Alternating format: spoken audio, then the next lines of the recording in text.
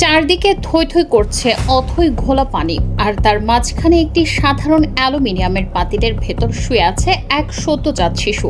পৃথিবীর আলো ঠিকমতো দেখার আগেই এক অবুঝ নবজাতকের জীবন বাঁচানোর এই রুদ্ধশ্বাস লড়াইয়ের দৃশ্য আজ পুরো দেশকে স্তব্ধ করে দিয়েছে।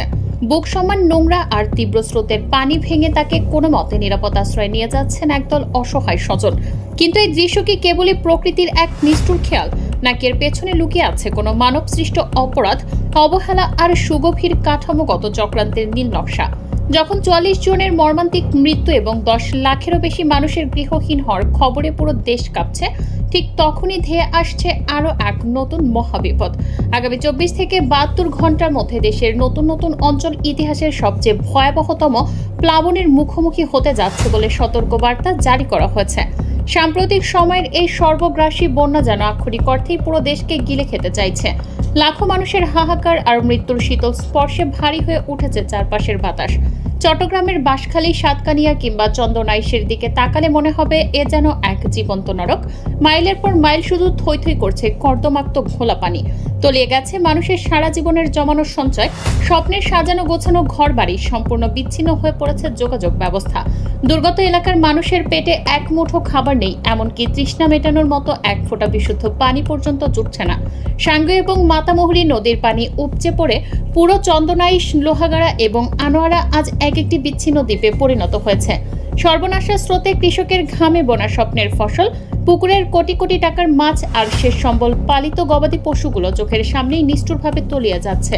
অথচ বুকফাটা আর্তনাদ করা ছাড়া অসহায় মানুষের কিছুই করার নেই। কক্সবাজারের চকরিয়া, পেকুয়া, রামু, উখিয়া এবং টেকনাফে বন্যার পাশাপাশি পাহাড় ধসের এক ভয়ঙ্কর মরণফাঁদ তৈরি হয়েছে। রোহিঙ্গা ক্যাম্পগুলোতে পাহাড় ধসে একের পর এক প্রাণহানির ঘটনা ঘটেছে, কিন্তু এখানেই শেষ নয়। এই প্রলয়ঙ্কারী দুর্যোগের পেছনে কি কেবলই প্রাকৃতিক খামখেয়ালিপনা দায়ী, নাকি পর্দার আড়ালে কাজ করছে আন্তর্জাতিক রাজনীতি এবং দেশের ভেতরের এক চরম দুর্নীতিবাজ সিন্ডিকেট? ভৌগোলিক বাস্তবতায় বাংলাদেশ একটি ভাটির দেশ, আর এই মহা বিপর্যয়ের মূল শিকড়টি লুকিয়ে আছে হাজার মাইল দূরের চীনে। সম্প্রতি চীনের স্মরণকালের ভয়াবহ বন্যার পর সেই প্রমত্তা নদীগুলোর উদ্বৃত্ত জলরাশি তীব্র বেগে গড়িয়ে নেমেছে ভারতের আসাম, মেঘালয়, ত্রিপুরা এবং পশ্চিমবঙ্গে। আসামের প্রায় ৩০টিরও বেশি জেলা যখন পানির নিচে তলিয়ে কোটি কোটি মানুষ গৃহহীন, ঠিক তখনই উজানের সেই সর্বনাশা পানি এবার সর্বগ্রাসী রূপ নিয়ে ধেয়ে এসেছে বাংলাদেশের দিকে। এর ঠিক সমান্তরালে মরার ওপর খাড়ার ঘা হয়ে দাঁড়িয়েছে আমাদের নিজস্ব আবহাওয়া মণ্ডলের চরম অস্থিরতা। বঙ্গোপসাগরে সৃষ্ট অত্যন্ত সক্রিয় মৌসুমী বায়ু এবং গভীর নিম্নচাপের যৌথ প্রভাব দেশের ভেতরেও শুরু করেছে এক নজিরবিহীন মেঘভাঙা বৃষ্টিপাত। অর্থাৎ একদিকে উত্তর ও পূর্ব দিক থেকে ধেয়ে আসা উজানের পাহাড়ি ঢল, আর অন্যদিকে দক্ষিণ দিক থেকে বঙ্গোপসাগরের দানবীয় লঘুচাপের অতি ভারী বৃষ্টি। এই দ্বিমুখী জাতাকলে পড়ে আজ পিষ্ট হতে যাচ্ছে গোটা বাংলাদেশ। আবহাওয়া অফিসের পূর্বাভাস বলছে ব্রহ্মপুত্র, যমুনা, সুরমা, কুশিয়ারা থেকে শুরু করে মনু, খোয়াই, ধলাই, জাদুকাটা, সোমেশ্বরী এবং ভোগাই নদীর পানি হু হু করে বাড়ছে এবং বেশ কয়েকটি পয়েন্টেই তা বিপদসীমার ওপর দিয়ে প্রবাহিত হতে শুরু করেছে। কিন্তু ঘটনার মোড় ঘুরতে শুরু করে তখনই যখন সাধারণ মানুষ বুঝতে পারে এই বন্যা কেবল পানির ওপর নির্ভর করে আছড়ে পড়েনি, বরং এর পেছনে রয়েছে ভেতরের কিছু মানুষের চরম লোভ। স্থানীয় সূত্রগুলো থেকে উঠে আসছে এক ভয়ঙ্কর ও চাঞ্চল্যকর তথ্য।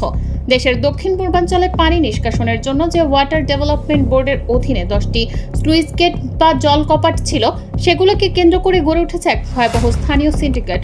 বন্যার তীব্র স্রোতের মুখে সেখানে 10টি দরজায় একযোগে খুলে দেওয়ার কথা, সেখানে স্থানীয় প্রভাবশালী চক্র মাত্র 2টি দরজা খুলে রেখে বাকি 8টি দরজা সম্পূর্ণ বন্ধ করে রেখেছে।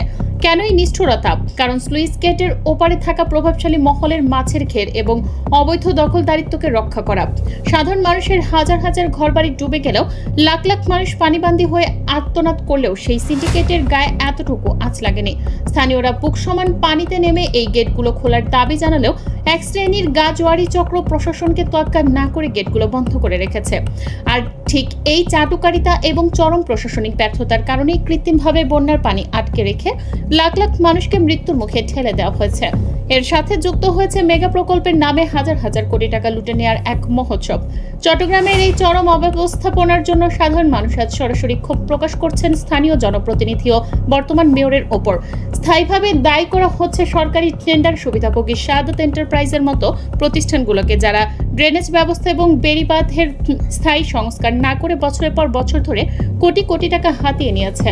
সামান্য কয়েকদিনের বৃষ্টি আর পাহাড়ি ঢলাই পুরো চট্টগ্রাম আজ এক মৃত্যুপুরীতে পরিণত হলেও এই লুটেরা সিন্ডিকেটের পকেট ঠিকই ভারী হয়েছে। কিন্তু এখানেই শেষ নয়। এই জলমগ্নতার আড়ালেই দেশের রাজধানী ঢাকার বুকেও ধেয়ে আসছে এক বড় ধরনের কাঠামোগত দুর্যোগের কালো মেঘ।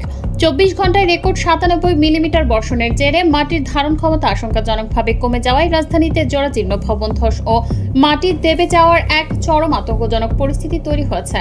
নগর ও জলবায়ু বিশেষজ্ঞরা সতর্ক করেছেন, মাটির নিচে অতিরিক্ত পানি জমে যাওয়ায় ঢাকার বিভিন্ন এলাকায় পিচঢালা রাস্তা ফেটে মাটি ধসে যাচ্ছে এবং বিপজ্জনকভাবে গভীর গর্তের সৃষ্টি হচ্ছে। শত শত নকশা বহির্ভূত অতি পুরনো ভবনের বেসমেন্টে দীর্ঘক্ষণ পানি জমে থাকায় সেগুলোর ভিত্তি ও প্রধান পিলার মারাত্মকভাবে দুর্বল হয়ে পড়ছে। ফলে যে কোনো মুহূর্তে বড় ধরনের ভবন ধস, আন্ডারগ্রাউন্ড কেবল ভিজে দীর্ঘমেয়াদী বিদ্যুৎ বিপর্যয় এবং ড্রেনের নোংরা পানি সুপেয় পানির লাইনে মিশে গিয়ে টাইফয়েড, ডায়রিয়া সহ পানিবাহিত রোগের এক ভয়াবহ স্বাস্থ্যগত মহামারী ঘটতে পারে ঢাকার বুকে। অথচ সবচেয়ে বড় আক্ষেপ এবং ক্ষোভের বিষয় হলো, মূলধারার বড় বড় সংবাদ মাধ্যমগুলোতে এই লাখো মানুষের হাহাকার আর রাজধানীর আসন্ন বিপদ নিয়ে জোরালো কোনো আলোচনাই নেই। তারা যেন চোখে এক অদৃশ্য কাঠের চশমা পরে বসে আছেন। সবচেয়ে বড় নিষ্ঠুরতা দৃশ্যমান হয়েছে আমাদের তথাকথিত রাজনৈতিক নেতৃত্বের অন্দরমহলে, যে সাধারণ মানুষগুলো ঘন্টার পর ঘন্টা লাইনে দাঁড়িয়ে বুক ভরা আশা নিয়ে নেতাদের ভোট দিয়েছিল। আজ সেই লাখো মানুষের বাজার আকুতির মাঝেও তথাকথিত জনপ্রতিনিধিদের কোথাও খুঁজে পাওয়া যাচ্ছে না। তারা শীতাতপ নিয়ন্ত্রিত দামি গাড়িতে বসে দুর্যোগের খবরের স্ক্রোল দেখছেন আর সামাজিক যোগাযোগ মাধ্যমে দায়সারা ছবি পোস্ট করে আত্মপ্রচারে ব্যস্ত সময় পার করছেন।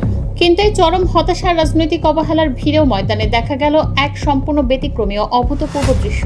দেশের এই মহাবিপদের দিনে লোক দেখানো শীতাতপ নিয়ন্ত্রিত ড্রয়িং রুমের রাজনীতিকে বৃদ্ধাঙ্গুলি দেখিয়ে সরাসরি বুক সমান পানি এবং কাদা ভেঙে বন্যা দুর্গতদের এলাকায় ছুটে গেছেন বাংলাদেশ জামায়াতে ইসলামীর আমির ডক্টর শফিকুর রহমান। রাজনীতির চেনা গণ্ডি পেরিয়ে সরাসরি মাঠে নেমে তার এই তাৎক্ষণিক উপস্থিতি ক্ষুধার্ত ও নিরন্ন মানুষের মনে এক নতুন আশার আলো সঞ্চার করেছে। তিনি শুধু আশ্বাসের ফাঁকা বানিয়ে দেননি, বরং দুর্গম এলাকায় নিজ হাতে সাধারণ মানুষের মাঝে পর্যাপ্ত ত্রাণ, নগদ অর্থ এবং পুনর্বাসনের প্রয়োজনীয় সহায়তা পৌঁছে দিয়েছেন। জনপ্রতিনিধিরা যখন সাধারণ মানুষকে ভুলে ক্ষমতার মোহে অন্ধ, তখন ময়দানের এই গণমানুষের ঐক্যই আজ সাধারণ মানুষের বেঁচে থাকার শেষ ভরসা হয়ে দাঁড়িয়েছে। ইতিমধ্যে জরুরি উদ্ধার কাজে ফায়ার সার্ভিসের পাশাপাশি সেনাবাহিনী ও নৌবাহিনী বন্যা কবলিত এলাকায় কাজ শুরু করেছে। কিন্তু সামনে যে ভয়াবহ চিত্র অপেক্ষা করছে তা ভাবলেই শিউরে উঠতে হয়। গত 24 ঘন্টায় দেশের বন্যা পরিস্থিতি এক নতুন এবং বিপজ্জনক মোড় নিয়েছে।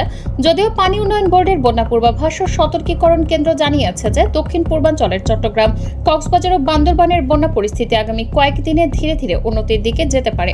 তবে স্বস্তির এই খবরের মাঝেই লুকিয়ে আছে এক ভয়ঙ্কর দুঃসংবাদ, কারণ দেশের অন্যদিকে তৈরি হচ্ছে এক নতুন ও ভয়াবহতম ঝুঁকি।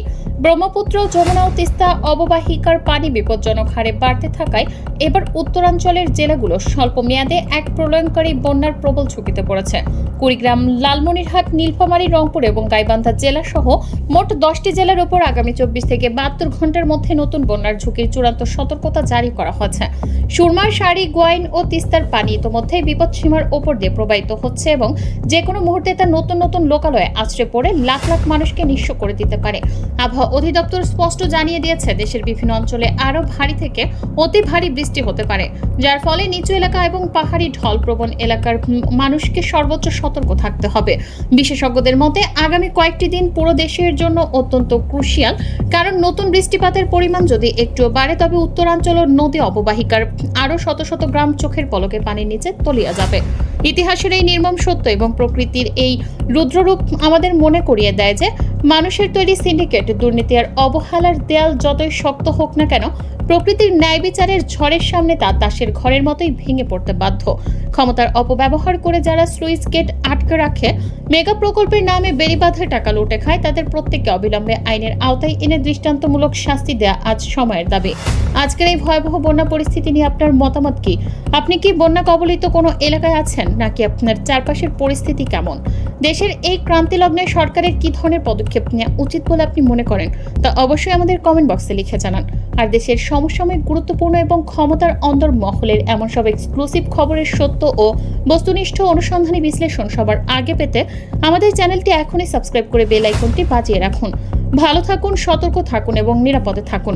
আজকের ক্ষমতাবানেরাও কি তবে ভুলে যাচ্ছেন যে ইতিহাসের চাকা যখন উল্টো ঘোরে তখন কোনো জলকপাট বা দুর্নীতির দেয়ালি পতনের অনিবার্য নিয়তিকে আটকে রাখতে পারে না।